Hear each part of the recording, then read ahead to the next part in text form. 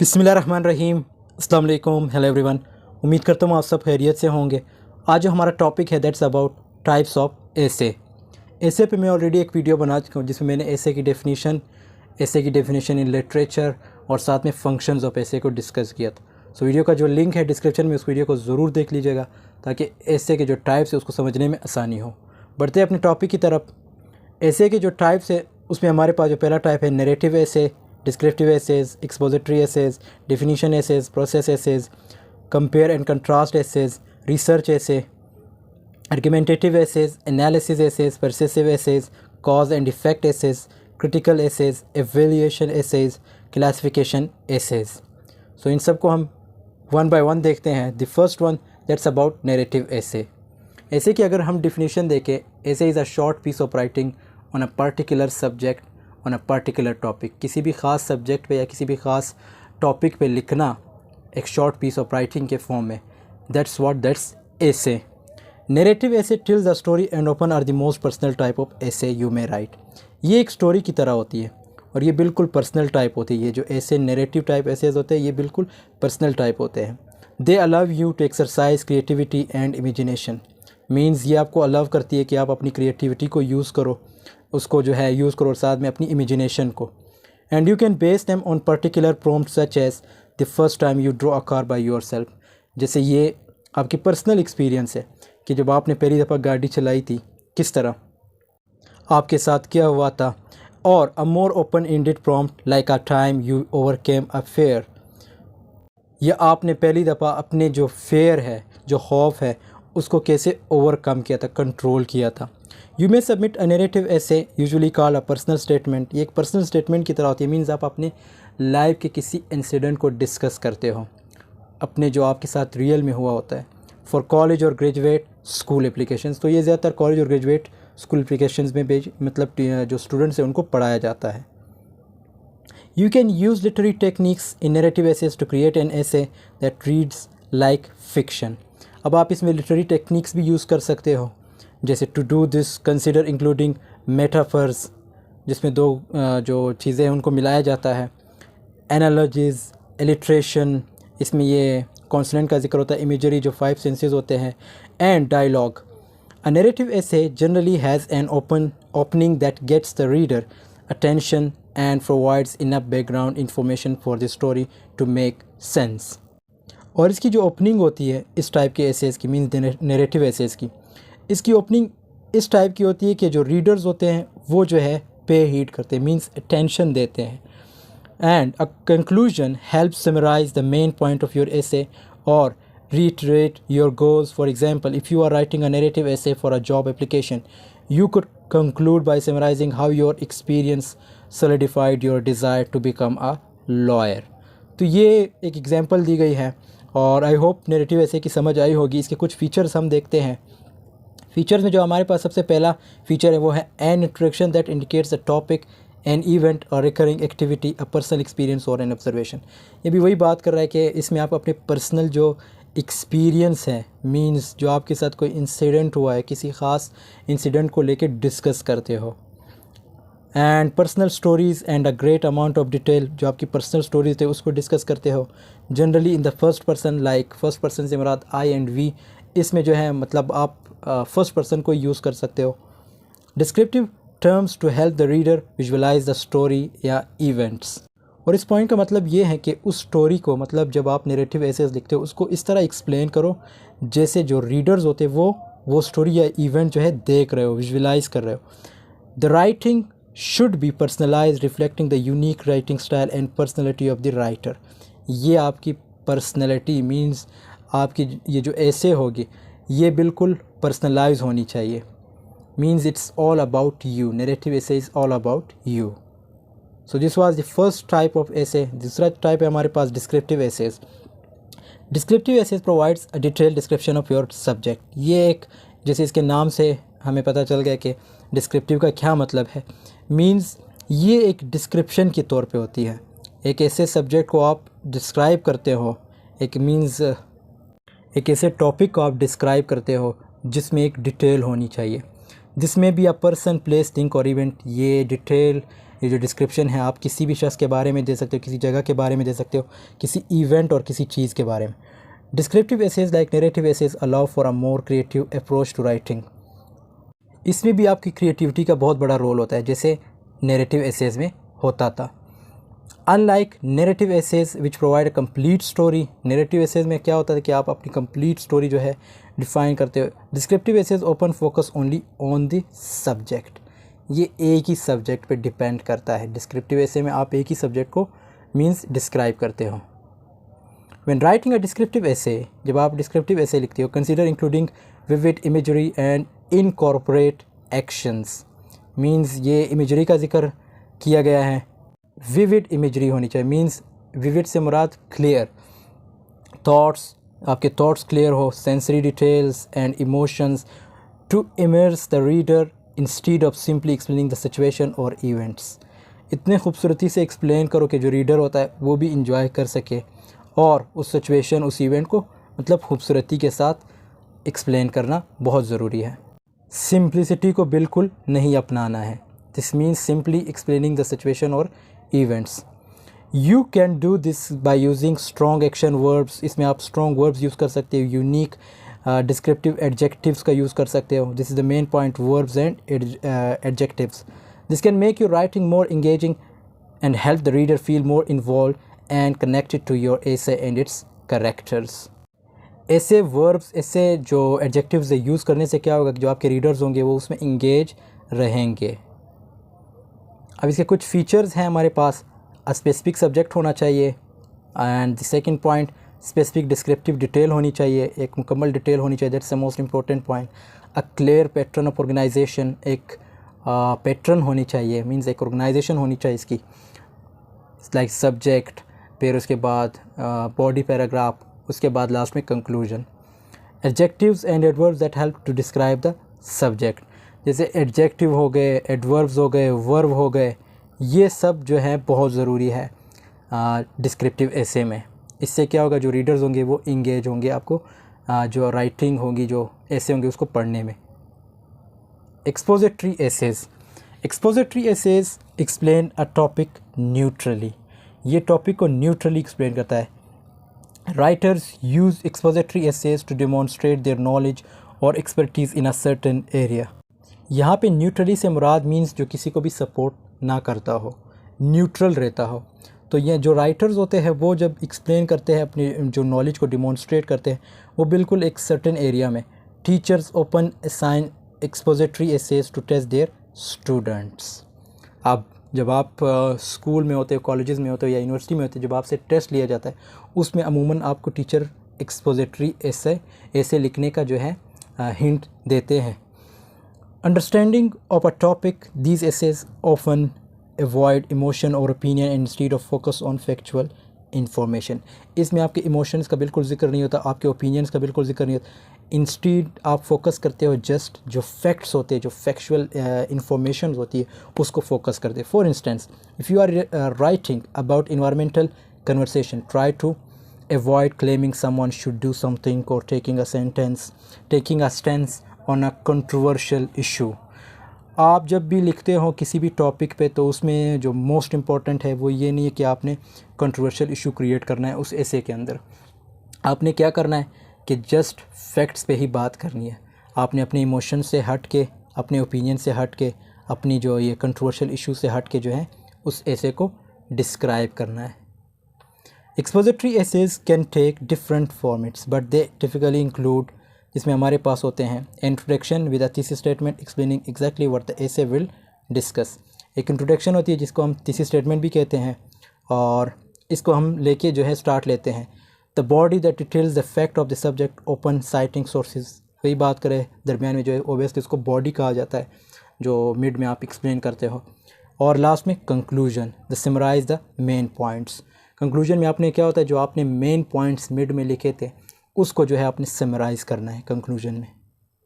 इसके अगर फीचर्स की बात करें तो सबसे पहला फीचर हमारे पास है a clear, concise and well defined thesis statement. The last sentence of the introductory paragraph containing the main idea of an essay. और इसकी जो थीसिस स्टेटमेंट होगी वो क्लियर, कंसाइज और वेल डिफाइंड होगी। जो last sentence of the introductory paragraph containing the main idea of an essay, clear and logical transitions like between paragraphs, clear and logical होनी चाहिए उसकी जो ट्रांसलेशन होगी पैराग्राफ्स के बीच में। Body paragraphs with evidential support, body paragraph भी clear होना चाहिए, उसमें एक सपोर्ट होनी चाहिए, जो आपने ऊपर लिखा हो उसके साथ उसकी एक सपोर्ट होनी चाहिए, मीन्स उसके साथ मुशाबिहत होनी चाहिए। Evidence that is presented with creativity, आप जो भी एविडेंस क्रिएट करते वहाँ पे, मीन्स जो फैक्ट्स को एक्सप्लेन करते उसकी जो है मीन्स एक एविडेंस होनी चाहिए। और the last point, a conclusion that restates the thesis and highlights the evidence presented to support it. Text that employ expository writing में इंक्लूड, अब आपको मतलब जो आप लिखते हो, सपोज़ जैसे essays, newspapers, magazine articles, instruction manuals, encyclopedia, school text book, ये जितने भी है ये सब क्या है, ये एक्सपोजिटरी एसेज हैं। आप जो न्यूज़पेपर पढ़ते हो वो क्या है, एक्सपोजिटरी एसेज है, उसमें फैक्ट्स होते हैं, उसमें कोई मतलब झूठ वगैरह तो नहीं होती, अगर होती भी है लेकिन वो उससे उसका एविडेंस बना ही लेते हैं। और न्यूज़पेपर हो गए, मैगज़ीन्स आर्टिकल्स हो गए, आर्टिकल्स ऑब्वियसली उस पर एक बड़ी रिसर्च होती है तभी जाके वो लिखते हैं। इंस्ट्रक्शन मैनुअल्स हो गए, encyclopedia and school text book, school text book में भी आपके जो है ये एक्सपोजिटरी एसे में ही आते हैं। Definition essays, definition essays are a type of exposition essay that defines a term or idea, जो कि एक आइडिया या टर्म को डिफाइन करते हैं। These essay typically examine complex or abstract topics and provide in-depth analysis and explanations। और definition essays के जो टॉपिक्स होते हैं वो अमूमन जो है कम्प्लेक्स होते हैं और एब्स्ट्रैक्ट टॉपिक होते हैं, और इसमें बड़ी मीन्स डेप्थ होती है, एनालाइज आपने करना होता है डेप्थ में जाके, एंड एक्सप्लेनेशन बड़ी डिटेल में देनी होती है। For instance a definition essay might discuss what existentialism is or the meaning of quantum physics. Existentialism हम किसे कहते हैं, एक्सटेंशलिज्म से मुराद ये है कि हमारे साथ जो भी होता है फ्यूचर में वो हमारे अमाल की वजह से ही होता है, एक्सटेंशलिज्म हम उसे कहते हैं। तो ये एक मेन टॉपिक होता है, इस पर मतलब डिस्कस होता है कि हम कहते हैं कि गॉड ही सब कुछ करता है, लेकिन एक्सटेंशलिज्म थ्योरी हमें क्या कहती है कि जो बंदा जो भी करता है, आज अगर जो भी हम कर रहे हैं तो फ्यूचर में जो हमारा हाल होगा वो हमारे प्रेजेंट की वजह से होगा। Definition essays are common in academic and research settings, ये भी जो इंस्टीट्यूशन है वहाँ पे हैं, ये बहुत ज़्यादा कॉमन है। अगला टाइप हमारे पास है process essays. Process essays are another type of exposition essay that describes how to do something or how something works, कि कैसे किसी चीज़ को करना है और किस तरह कोई जो चीज़ है वो काम करता है। You can write a process essay in chronological order to maintain organisation and clarity. ये एक्चुअली इतना इम्पोर्टेंट नहीं है, इसका बहुत ज़्यादा मतलब यूज़ नहीं होता। Process essays usually contain the following elements, इसके जो एलिमेंट्स इंट्रोडक्शन होगी, साथ में बॉडी पैराग्राफ होगी और साथ में कंक्लूजन लास्ट में। Compare and contrast essay, this is also the most important type of essay. Compare and contrast essay discuss two subjects and detail the similarities and differences between them. ये दो topic को जो है discuss करता है, दो subject को discuss करता है, जिसमें एक डिटेल होती है, सिमिलरिटीज़ भी होती है और साथ में आपने उसको डिफ्रेंशिएट करना होता है। These essays include an introduction, इसमें भी इंट्रोडक्शन होती है, at least one paragraph to explain the subjects, similarities, at least one paragraph to discuss differences. एक पैराग्राफ आपने उसके जो है इंट्रोडक्शन में लिखना होता है, दूसरा उसके सब्जेक्ट के बारे में लिखना होता है, दूसरा सिमिलरिटीज़ के बारे में, और तीसरा जो है आपने डिफरेंसेस को डिस्कस करना है। एंड कंक्लूजन इसकी होती है। Compare and contrast essays are common in academic settings, ये भी एकेडमिक में इंस्टीट्यूशन में वगैरह में पढ़ाया जाता है। An example of common compare and contrast essays one describing similarities and differences between bees and wasps. तो ये एक एग्जांपल दी गई है बीज एंड वास्प की, के इसके दरमियान जो सिमिलरिटीज़ है, जो डिफरेंसेस है वो क्या है। आगे बढ़ते हैं। There are two methods of writing this type of essay which include a thesis that is specific and backed up by highly argumentative analysis. इसके मेथड इंपॉर्टेंट है। पहला मेथड क्या है, first the author can write all the information about the first subject of comparison. पहला method क्या है, जो author होता है वो लिख सकता है, they can write all the information about the first subject, कि जो फर्स्ट सब्जेक्ट होता है उस पे जो जो इन्फॉर्मेशन है उसको लिख सकता है। और कंपैरिजन, जो कंपैरिजन की जो इन्फॉर्मेशन होगा उसके जो है लिख सकता है ऑथर। देन ही और she goes on right about the points of another subject of comparison.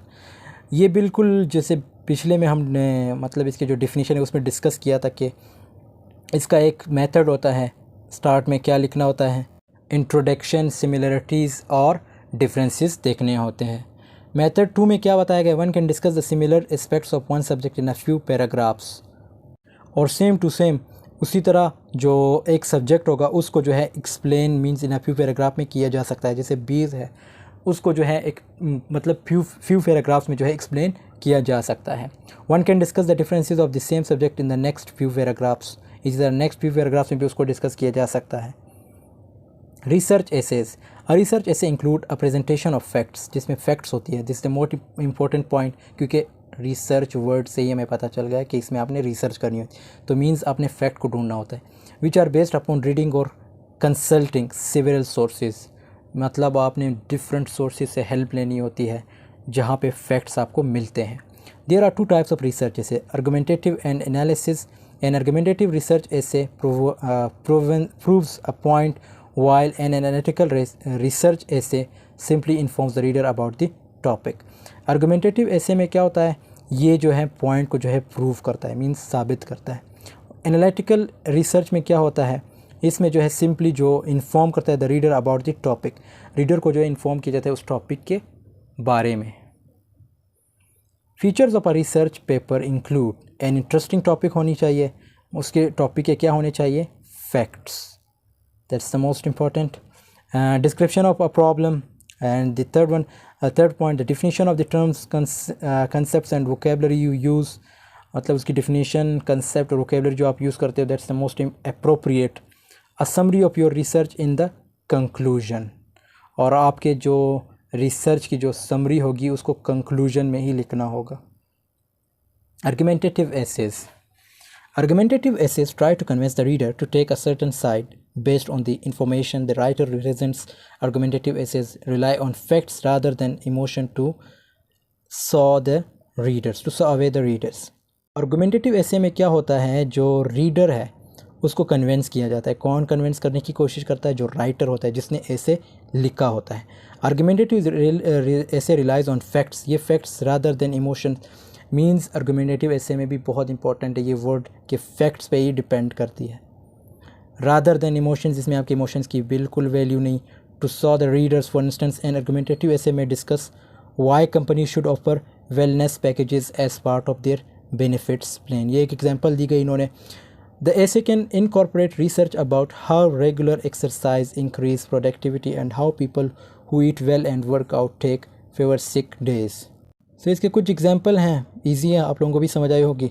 Actually video बहुत ज़्यादा लंबी हो जाएगी अगर मैं एक एक चीज़ को एक्सप्लेन करूं, इसीलिए मैंने सब कुछ बड़े डिटेल में लिखा है और इजी लैंग्वेज में लिखा है। आर्गुमेंटेटिव एसेज अवॉइड फर्स्ट और सेकंड पर्सन स्टेटमेंट्स, इसमें फर्स्ट पर्सन और सेकंड स्टेटमेंट की जो है जो पर्सन की स्टेटमेंट होती है वो बिल्कुल जो है अवॉइड की जाती हैं, उससे गुरेज किया जाता है। Rather than support one side of an argumentative and may argue against other side using objective information, आपके पास ऑब्जेक्टिव इन्फॉर्मेशन होनी चाहिए। ऑब्जेक्टिव इन्फॉर्मेशन से मुराद आउटसाइड की इन्फॉर्मेशन, सब्जेक्टिव से मुराद जो आपकी फीलिंग्स होती है, जो इमोशंस होती है उसको कहा जाता है। You can use phrase like research suggest or according to the center for disease control and prevention to present the facts that support your argument. Features of an argumentative essay include a well defined controversial issue, means अगर आपने argumentative ऐसे करना जो मतलब बनाना है, किसी के साथ डिस्कस करना है, तो that should be well defined controversial issue होनी चाहिए। जो आजकल चल रहा है, कोई सपोज़ दुआ ज़ारा का केस है तो ये भी एक आर्गुमेंटेटिव ऐसे में आ जाता है। अ काउंटर आर्गूमेंट होना चाहिए। A clear position is taken by the writer and a persuasive argument as to why the writer stance is correct. Support the thesis using facts, data, quotes, rhetorical questions, वही बात करें कि facts होने चाहिए, data होनी चाहिए, quotes होनी चाहिए, रिटोरिकल क्वेश्चन होनी चाहिए। अगर मैं उसके इसको डिस्कस करना चाहूँ किसी के साथ तो मेरे पास इतने फैक्ट्स होने चाहिए कि दुआ ज़ारा के बारे में फैक्ट्स होने चाहिए, डेटा होना चाहिए मेरे पास, कोट्स होने चाहिए उसके बारे में, रिटोरिकल क्वेश्चंस होने चाहिए।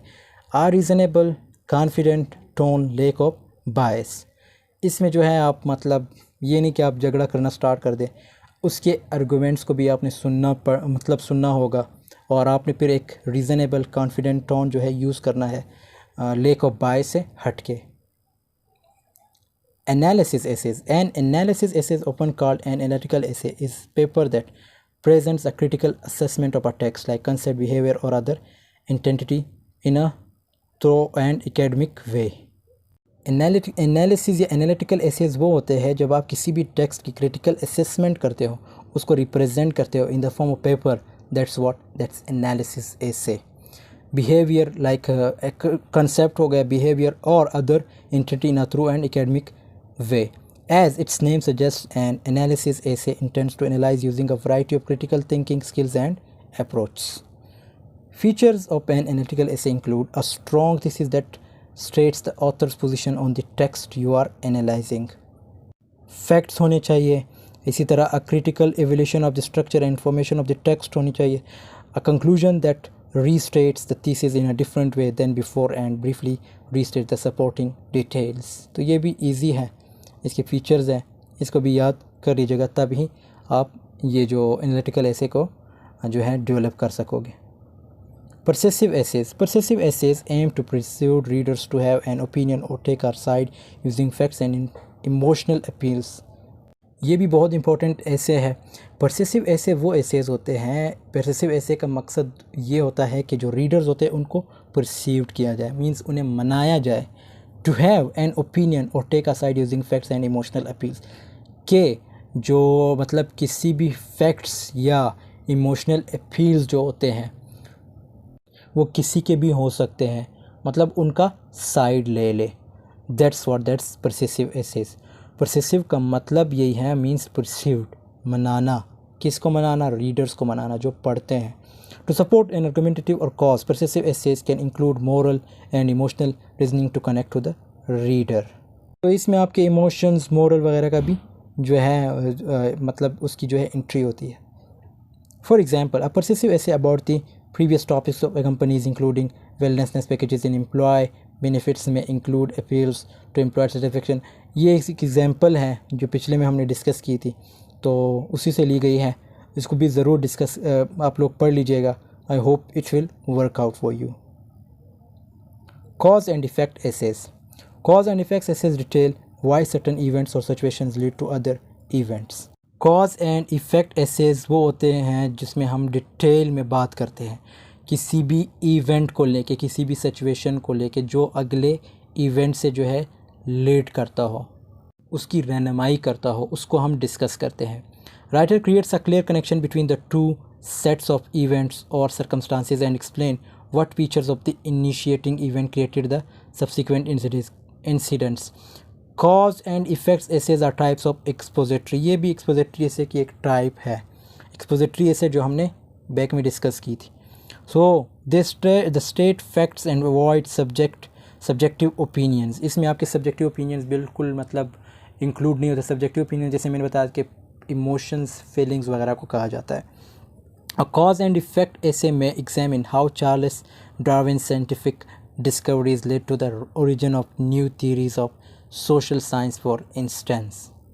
इसकी बेस्ट एग्जांपल एक ये भी है कि जैसे सपोज को एजुकेशन इज़ इम्पोर्टेंट, अब इसके कॉज क्या है, इसके इफ़ेक्ट्स क्या है, ये देखने पड़ते हैं। इसी तरह critical essays provide in depth analysis of a topic. ये क्रिटिकली जो हम किसी भी चीज़ को जो है, किसी टॉपिक सब्जेक्ट को जो है क्रिटिसाइज़ करते हैं, उसको हम क्रिटिकल एसे कहते हैं।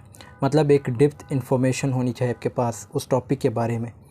They can critic paintings, books, movies. देखो वही बात कर रहा है, ये किसी भी चीज़ से रिलेटेड हो सकता है। Painting, book, movies, place, restaurants. Many college courses specially literature and humanities courses require critical essays as a way to test students ability to think critically and identify evidence from a scientific work that validates their observations। तो ये जो है मतलब इसमें आपकी जो creativity है उसका भी पता चलता है कि ये आपकी क्रिएटिविटी है उसको भी बढ़ाती है। इसके बेस्ट ये है कि अगर आप लोगों ने डिस्कोर्स स्टडीज़ सब्जेक्ट पढ़ा हो तो उसमें भी यही होता है। उसमें भी आपकी जो है क्रिटिकल थिंकिंग की जो एबिलिटी है उसको बढ़ाने की कोशिश करते हैं जो टीचर्स होते हैं। उसमें भी आप यही करते हैं कि किसी भी सब्जेक्ट को जो है क्रिटिकली जो है मींस क्रिटिसाइज़ करते हो। जैसे क्रिटिकल डिस्कोर्स एनालिसिस करते हो क्रिटिकल। इसके बाद हम जो आगे देखते हैं critical essays use facts from the subject to justify an opinion. For instance, in a movie review a writer could note a movie uses boring dialogue then they could support that observation by citing specific lines from the film. अब इसकी एक example ये दी गई है कि जैसे एक movie है, उसमें क्या होता है जो आप रिव्यू करते हो, writer could note a movie uses boring dialogues, उसमें बोरिंग डायलॉग्स होते हैं, then they could support that observation by citing specific lines from the film. उसमें आप क्या कर सकते हो, आप क्रिटिकली जो है क्रिटिसाइज़ कर सकते हो कि इस मूवी का डायलॉग इस मूवी में ही फिट हो सकता है. Evaluation essays. In our everyday lives, we are constantly evaluating, making judgments and forming opinions. ये evaluate का मतलब ये है कि जो हम रोज़मर्रा ज़िंदगी में जो है making judgments, जो judgment करते हैं, forming opinions जो अपने create करते हैं, constantly जो करते हैं. Evaluative essays seeks to prompt readers to examine their values and perhaps accept the view of the writer. और ऐसे एसेज क्या होते हैं, जो एवेलेटिव एसेज होते हैं, ये जो रीडर्स है उसको प्रॉम्प्ट करती है. प्रॉम्प्ट से मुराद उकसाना, कि वो एग्जामिन करे अपने वैल्यूज़ को, परहैप्स अपने जो एक्सेप्ट करे the view of the writer, जो राइटर की व्यू होते हैं उसको एक्सेप्ट करे. दिस टाइप ऑफ ऐसे can be used in books. ये जो इस टाइप के ऐसे वो आपको बुक्स में देखने को मिलेंगे. एंड मोर व्यूज़, और it can be used to describe a work process such as recipe. इसके अगर फीचर्स की बात करें, एन एडिक्वेटली डिस्क्राइब्ड सब्जेक्ट होना चाहिए इसमें, एन एसरेशन और डिफिनेटिव जजमेंट होनी चाहिए, an argument based on reasonable criteria, a clear pattern of organization. Classification essays. A classification essay arrange and organize a topic or subjects into categories. The purpose of classification essay is to break things down so they can be further investigated. Classification का मतलब यही है दर्जाबंदी करना. सो classification ऐसे means कि आप arrange करते या ऑर्गेनाइज़ करते हैं टॉपिक और सब्जेक्ट इनटू कैटेगरीज़ में उनको जो है मतलब डिवाइड करते हो. The purpose of classification is to break things, मतलब चीज़ों को तोड़ मरोड़ करना, और so they can be further investigated, उस पर ज़्यादा रिसर्च हो सके, उसको ज़्यादा मतलब उस पर ज़्यादा इन्वेस्टिगेशन हो सके. फीचर्स ऑफ अ क्लासिफिकेशन ऐसे include like complex subdivisions with detailed information about each class. जब आप डिवीज़न करते हो कैटेगरीज़ में तो ऑब्वियसली उससे जो है आपको ज़्यादा इन्फॉर्मेशन मिलती है. And consistency in the categories ensure all information leads back to one point. Each category must be exclusive to the information provided in it. No two categories can overlap information. And thanks for watching. I hope this video has been helpful for you. और video को ज़रूर like comment share कीजिएगा. आपके like, आपके comment और आपके share से मुझे एक मोटिवेशन मिलती है और काम करने का मज़ा आता है. सो प्लीज़ वीडियो को लाइक शेयर कमेंट ज़रूर कीजिएगा. मिलते हैं नेक्स्ट वीडियो में, तब तक के लिए अल्लाह हाफिज़. Take care of yourself.